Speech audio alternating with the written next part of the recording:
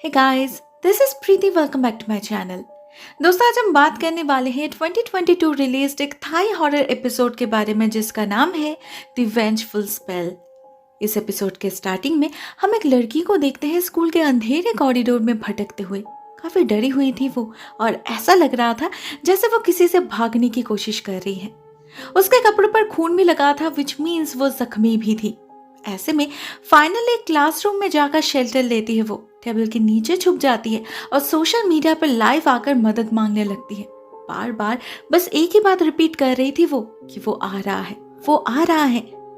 उसके कुछ दोस्त उस वक्त ऑनलाइन थे, उसका लाइव भी उन्हें नजर आता है, मगर कोई कुछ कर पाए इससे पहले वो लाइव अचानक स्टक हो जाता है।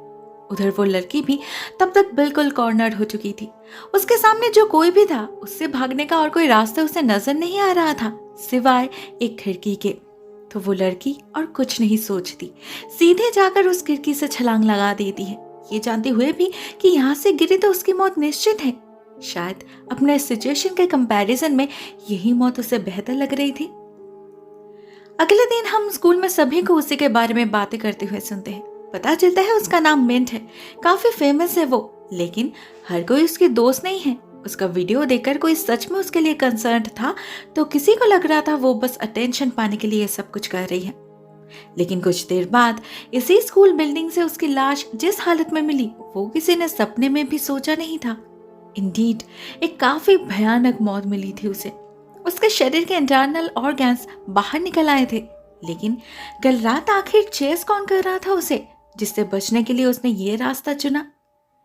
इसका जवाब जानने का बस एक ही तरीका था, सीसीटीवी फुटेज। लेकिन उसे चेक करने पर तो सिचुएशन और कंफ्यूजिंग हो जाता है, क्योंकि उसमें सिर्फ मिंट ही विजिबल थी। ऐसा लग रहा था कि वो अकेले ही कॉरिडोर में भाग रही है, उसके आगे पीछे और कोई नहीं है, which clearly suggests ये एक सुसाइड है। मगर मिंट जैसी एक सो कॉल्ड कूल लड़की अचानक सुसाइड क्यों करेगी, इसका जवाब किसी के पास नहीं था। इस हादसे से पूरे स्कूल में जैसे एक सनसनी का माहौल बन चुका था। सभी अपने तरीके से गेस कर रहे थे कि क्या हुआ होगा, लेकिन इस सब के बीच हम किसी को अपने पैर से मिंट का नाम क्लीन करते हुए देखते हैं, लेकिन जिसका चेहरा हमें दिखाई नहीं जाता। अगले सीन में हम एक और लड़की फ्लेंग से मिलते हैं। वो भी इसी स्कूल की स्टूडेंट है और एक बहुत अच्छे हॉरर स्टोरी राइटर भी। स्कूल के ड्रामा क्लब के लिए एक कहानी लिख रही है वो, जिसे डायरेक्ट करने वाला है बॉय नाम का एक लड़का। इसी सिलसिले में दोनों काफी वक्त एक साथ भी बिताते थे और एक दूसरे को पसंद भी करने लगे थे। एटलीस्ट फ्लेंग को तो यही लगता था।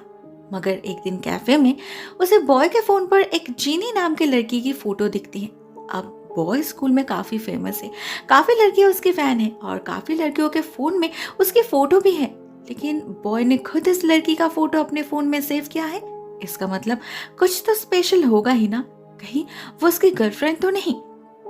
ये सब सोचकर प्लेइंग का दिमाग खराब हो जाता है और वो गुस्से में कैफे से निकल जाती है। बॉय से कुछ कहती भी नहीं ना, वो ये नोटिस करती है कि जिनी इसी कैफे के ऊपर वाले फ्लोर से उस पर नजर रख रही है। उसे जलाने के लिए ही तो उसने जानबूझकर उसी समय बॉय को कॉल किया था।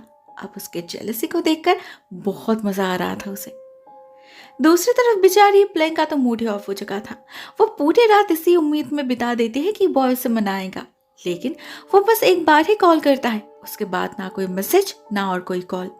ऊपर से अगले दिन स्कूल जाने पर उसे जिनी सबके सामने ह्यूमिलिएट भी करती है। उसके पास्ट रिलेशनशिप को लेकर उसे टॉन्ट करती है कि एक बॉयफ्रेंड को तो वो रख नहीं पाई, अब दूसरे के पीछे पड़ी है। इसी सिलसिले में एक इंटरेस्टिंग फैक्ट पता चलता है हमें कि प्लेइंग का जो एक्स बॉयफ्रेंड था उसका नाम था सन, और उसने उसे डिच करके मिंट को डेट करने लगा था। It was quite insulting. Playing को काफी समय लगा था उस ट्रॉमा से बाहर आने में। अब यह जेनी है कि उसी घाव पर नमक छिड़क रही है, साथ में वो प्लेइंग को बॉय से दूर रहने के लिए भी कहती है। इस सबसे प्लेइंग को बहुत गुस्सा आ जाता है और वो कह भी देती है कि जिनी भी क्या आजकल अपने दोस्त की तरह दूसरे का बॉयफ्रेंड चुराने में बिजी है। पहले उसके बेस्ट फ्रेंड मिंट ने उसके एक्स को चुराया और अभी वो बॉय को चुराने की कोशिश कर रही है। भले जीनी के सामने वो कितना ही खुद को स्ट्रांग दिखाने की कोशिश क्यों ना कर ले, अंदर ही अंदर प्लेइंग को बहुत खराब लग रहा था। फ्रस्ट्रेटेड फील कर रही थी वो, और ये कोई पहली बार नहीं हो रहा था उसके साथ। इस फीलिंग से भली भांति रूबरू थी वो, क्योंकि बस कुछ दिन पहले भी उसे इसी दौर से गुजरना पड़ा था जब सन ने उसे डिच किया था। उसके बाद से मिंट तो जैसे उसके पीछे ही पड़ चुकी थी। सोशल मीडिया पर बिल्कुल ऐसे ही गंदे गंदे कमेंट से ह्यूमिलिएट किया था उसने उसे, स्लट, शेमलेस और पता नहीं क्या क्या बोला था। और वहां पर भी उसका साथ दिया था इसी जीनी ने। ऑल्दो उसमें कहीं पर भी प्लेइंग का नाम नहीं था, मगर सन की एक्स कौन है सभी को पता था। बहुत बेइज्जती हुई थी उसकी। कई दिनों तक क्लासेस अटेंड नहीं कर पाई थी प्लेइंग। स्कूल के स्टोरेज रूम में जाकर छुपी रहती थी। एंड फाइनली उसी रूम में उसे अपने प्रॉब्लम का हल भी मिला। एक दिन जब वो उस रूम में अकेले बैठी थी तो अचानक ही उसे घोंसले विस्परिंग सुनाई देती है। कोई उसका नाम पुकार रहा था और उसे ध्यान से सुनने पर प्लेइंग को समझ आता है ये आवाज तो एटिक से आ रही है। वो उसी वक्त एक क्लोजेट के ऊपर चढ़ जाती है और सीलिंग से पैनल हटाकर ऊपर चेक करती है। वहां ज्यादा कुछ तो नहीं था, बस एक लाल रंग का बक्सा था। आवाज भी उसी से आ रही थी। प्लेइंग उस बॉक्स को निकाल लाती है और उस बॉक्स के अंदर उसे ढेर सारे फोटोज मिलते हैं, साथ में एक कागज भी जिस पर एक मंत्र लिखा था। साथ में ये भी कि ये एक डेथ कर्स है, अगर तुम्हें किसी पर ये कर्स डालना है तो अपने पैर में उसका नाम लिखकर इस मंत्र को बोलते हुए उसी पैर से जमीन पर सर्कल बनाना होगा। ये कर्स उसे जान से मार डालेगा। सब कुछ पढ़कर प्लेइंग पहले तो काफी हैरान हो जाती है। उसके बाद जब उसे पूरा सिचुएशन समझ आ जाता है वो और एक मिनट भी जाया नहीं करती। एक मार्कर से मेंट का नाम अपने पैर में लिखती है और मंत्र चैंट करने लगती है। ये काम करेगा या नहीं उसके बारे में श्योर नहीं थी प्लेइंग, लेकिन जब अगले दिन उसे मेंट की खबर मिलती है काफी घबरा जाती है। वो जल्दी से अपने पैर से उसका नाम मिटा देती है। उसे एक अजीब सा एक्साइटमेंट फील हो रहा था, साथ में एक खुशी भी थी। ये खुशी जीत की थी या बदले की वो तो नहीं पता, मगर रिपेंटेंस बिल्कुल भी नहीं था। उसे एक डेडली वेपन मिल चुका था जिसका इस्तेमाल वो जब चाहे कर सकती थी, जैसे आज जीनी का ह्यूमिलिएशन बर्दाश्त नहीं हो रहा था उससे। वो घर आती है और तुरंत ही अपने पैर पे जीनी का नाम लिखकर रिचुअल स्टार्ट कर देती है। वो जैसे जैसे जमीन पर अपने पैर से हिट कर रही थी उधर जीनी पर भी इसका असर हो रहा था। तब जीनी एक आउटडोर शूटिंग में थी, खुशी खुशी फोटोज क्लिक कर रही थी और उसके दोस्त उसे चेयर अप कर रहे थे। लेकिन अचानक ही उसे अजीब सी विस्परिंग सुनाई देने लगती है। उसे ऐसा लग रहा था जैसे उसके कान के पास कोई जोर जोर से ड्रम बजा रहा है। औरतों और अपने चारों तरफ के सभी लोगों का चेहरा उसे भूतिया भी लगने लगा था जो उसे मरने के लिए कह रहे थे। फाइनली हालत ऐसी हो जाती है कि जिन्हें से किसी तरह की कोई आवाज टॉलरेट नहीं होती। सब कुछ बहुत लाउड लगने लगा था उसे। वो बेहोश हो जाती है और उसके कान से खून भी निकलने लगता है। एट द सेम टाइम हम प्लेइंग को देखते हैं अपने फेवरेट स्पॉट में बैठे हुए उसी स्टोर रूम में। वो बार बार जिनी का अकाउंट चेक कर रही थी, कहीं कोई अपडेट है या नहीं ये देखने के लिए। ऐसे में अचानक उसे दरवाजे की आवाज सुनाई देती है और वो देखती है बॉय आया है। पहले तो वो नाराज हो जाती है, उस पर चिल्लाने लगती है कि उसने पहले क्यों नहीं बताया उसकी कोई गर्लफ्रेंड है। अब ऐसे सवाल से तो बॉय भी चौंक गया था क्योंकि सच में उसकी तो कोई गर्लफ्रेंड है ही नहीं। वो प्लेइंग को समझाने की बहुत कोशिश करता है मगर वो उसकी एक नहीं सुनती। फाइनली जब वो डायरेक्टली जिनी के बारे में पूछती है तब जाके मामला क्लियर होता है, क्योंकि उसे पता चलता है जिनी तो असल में बॉय की बहन है, कोई गर्लफ्रेंड नहीं। और उसकी आदत है बॉय के फीमेल फ्रेंड्स को ऐसे तंग करना, पहले भी कर चुकी है वो, इसे लेकर इतनी सीरियस होने की जरूरत नहीं है। अब प्लेइंग क्यों सीरियस हो रही थी वो तो सिर्फ उसे ही पता था। फिर भी बॉय सिंगल है ये जानकर थोड़ी सी रिलैक्स्ड हो जाती है वो, और दोनों एक साथ घर लौटने की प्लान बनाते हैं। मगर इसी बीच बातों बातों में प्लेइंग इस कमरे की स्टोरी भी रिवील करती है जिससे बॉय अनजान था। हमें पता चलता है कि यह स्टोर रूम का भी क्लासरूम हुआ करता था, मगर इस क्लास के सारे स्टूडेंट्स एक साथ किसी कर्स के कारण मारे गए, जो कर्स उन्हीं में से किसी लड़की ने डाला था। सबके मर जाने के बाद उस लड़की ने भी सुसाइड कर ली। तब से ये क्लासरूम बंद रखा गया है। अभी ऐसा स्टोर रूम यूज होता है, बहुत कम कोई आता है यहाँ, और इसीलिए प्लेइंग को ये कमरा इतना पसंद है। जब भी उसे कोई क्लास स्किप करने का मन होता है वो यहाँ आकर छुप जाती है, किसी को पता ही नहीं चलता। मगर बॉय इस कमरे में बिल्कुल भी कंफर्टेबल फील नहीं कर रहा था। भले ही वो ये स्टोरी पहली बार सुन रहा था, मगर इससे पहले भी जब भी वो इस कमरे के आसपास से गुजरता था उसे बहुत ही अजीब फील होती थी। हमेशा एक अजीब सा टेंशन काम करता था उसके अंदर। अब क्या वो डर था या कुछ और, उसे नहीं पता, लेकिन प्लेइंग के साथ ऐसा कभी कुछ नहीं हुआ। मे बी वो डरपोक नहीं है इसलिए, या फिर मे बी उसके अंदर नेगेटिविटी कुछ ज्यादा ही है इसलिए। इसी बातचीत के दौरान अचानक लास्ट क्लास खत्म होने की घंटी बज जाती है और प्लेइंग जाती है अपना सामान लाने। उस दिन एक साथ घर लौटते हैं दोनों। प्लेइंग का घर कंपैरेटिवली पास में ही था, जबकि बॉय को थोड़ा और दूर जाना होगा। इसीलिए प्लेइंग उससे कहती है क्यों ना वो कुछ देर के लिए रुक जाए, एटलीस्ट ट्रैफिक कम होने तक। बॉय को भी यही ठीक लगता है तो वो रुक जाता है। प्लेइंग के पेरेंट्स घर में नहीं थे तो वो दोनों ऐसे ही बातें करने लगते हैं और फिर दोनों इंटीमेट भी होते हैं। उसी प्रोसेस में बॉय की नजर पड़ती है प्लेइंग के पैर पर, जिस पर जिनी का नाम लिखा था। वो तो चौंक उठता है और प्लेइंग से पूछने लगता है इसका मतलब क्या है। लेकिन प्लेइंग इतना घबरा चुकी थी कि उसके दिमाग से कुछ नहीं निकलता, सच झूठ कुछ नहीं। बॉय भी समझ जाता है कुछ गड़बड़ है। ठीक इसी समय उसे जिनी का कॉल भी आता है। बहुत रो रही थी, वो पैनिक कर रही थी और उसके आवाज से ही पता चल रहा था कि कोई बहुत बड़े डेंजर में है वो।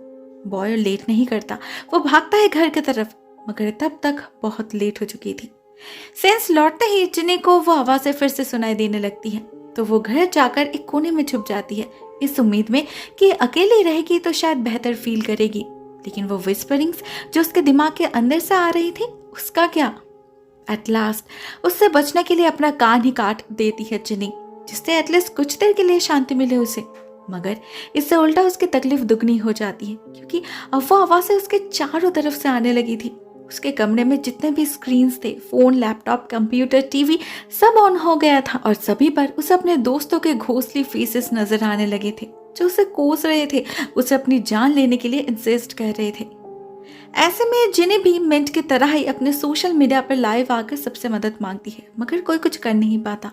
इवन प्लेइंग भी अपने पैर से उसका नाम मिटाने की कोशिश करती है, मगर 1000 बार रब करने पर भी वो मिटता ही नहीं। ना उधर जिनी के सफरिंग्स कुछ कम होते हैं और सह नहीं कर पा रही थी बेचारी, तो एक कॉर्ड से अपने गले को बांध कर सुसाइड कर लेती है वो। जिसके बाद प्लेइंग के पैर से उसका नाम मिटने में और कोई प्रॉब्लम नहीं होती, बिल्कुल आसानी से निकल आता है, सिर्फ एक बार घिसते ही। बहुत गुस्सा आ रहा था प्लेइंग को अपने आप पर, अफसोस हो रहा था, बिना जाने बिना कुछ सोचे समझे ये उसने क्या कर दिया, क्यों। वो तो पहले भी बॉय से कंफर्म कर सकती थी ना। मगर अब ये सब सोचने का क्या फायदा, जो होना था वो तो हो चुका। बॉय खो चुका था अपने लाडली बहन को, वो भी इतनी भयानक तरीके से। उसकी लाश की हालत इतनी खराब थी कि उसे देखा भी नहीं जा रहा था, दरवाजे से लटक रही थी बेचारी। दूसरी तरफ प्लेइंग का दिमाग भी काम करना बंद कर चुका था, रोते रोते सो जाती है वो, मगर ज्यादा देर के लिए नहीं। कुछ घंटे बाद ही अचानक एक झटका लगता है उसे, ऐसे किसी ने उसका पैर खींचा, लेकिन कमरे में तो कोई नहीं है। ठीक तभी उसके दरवाजे पर कोई जोर जोर से धक्का देने लगता है, जिसे खोलने पर प्लेइंग को दिखाई देता है अपने पेट डॉग की लाश। किसी ने पटक पटक के जान निकाल ली थी उसकी। साथ में उसके अपने पैर में भी बहुत दर्द शुरू हो चुका था, एक स्टिंगिंग सेंसेशन फील हो रही थी उसे, और उसके पैर पे तो बड़े बड़े ब्लिस्टर्स भी बन चुके थे। प्लेइंग समझ जाती है ये उस कर्ज का ही असर है, जरूर किसी वजह से वो बैकफायर कर रहा है।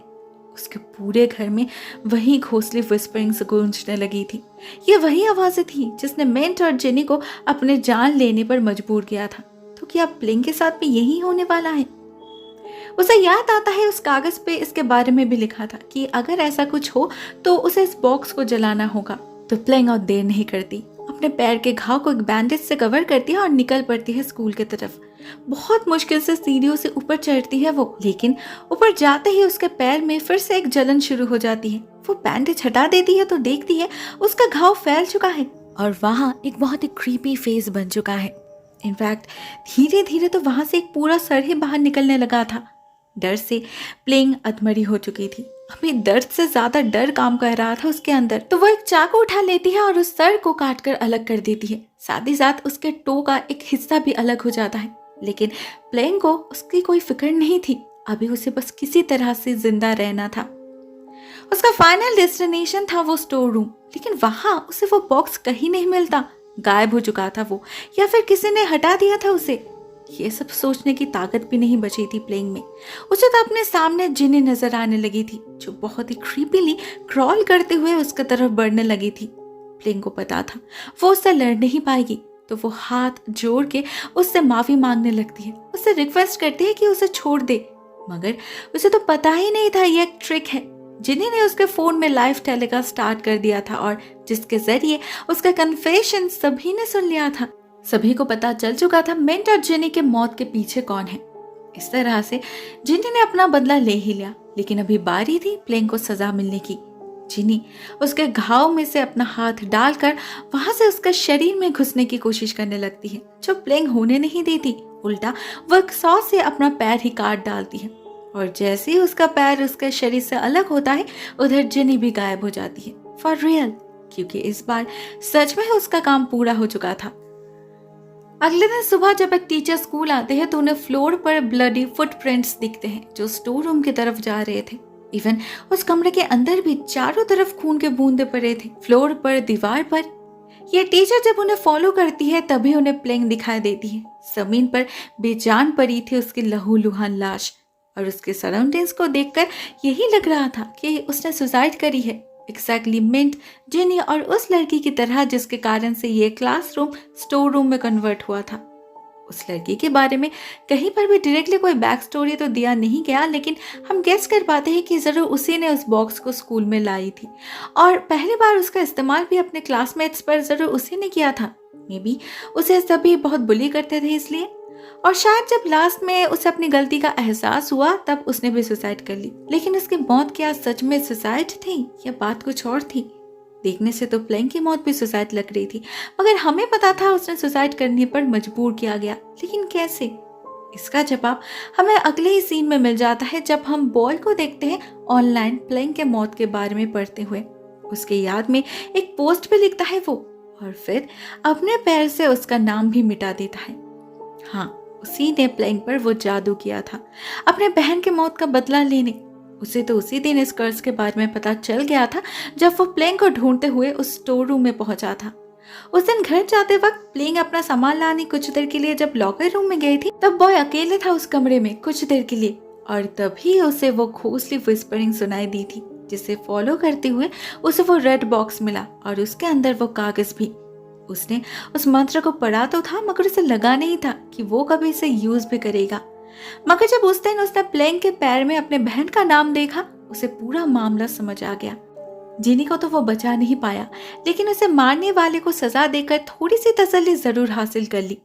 प्लेंग को अपने गुनाहों की सजा मिली, तो क्या उस लड़की के साथ भी यही हुआ था? किसी ने उसके राज को जानकर उसी पर यह कर्ज डाल दिया, जिसके बारे में कभी पूरे स्कूल को कुछ पता ही नहीं चला। God knows. दोस्तों, ये कहानी यहीं पर एंड हो जाती है। आई होप आपको ये स्टोरी पसंद आई होगी। कमेंट सेक्शन में अपने थॉट्स शेयर जरूर करना। आज के लिए बस इतना ही दोस्तों।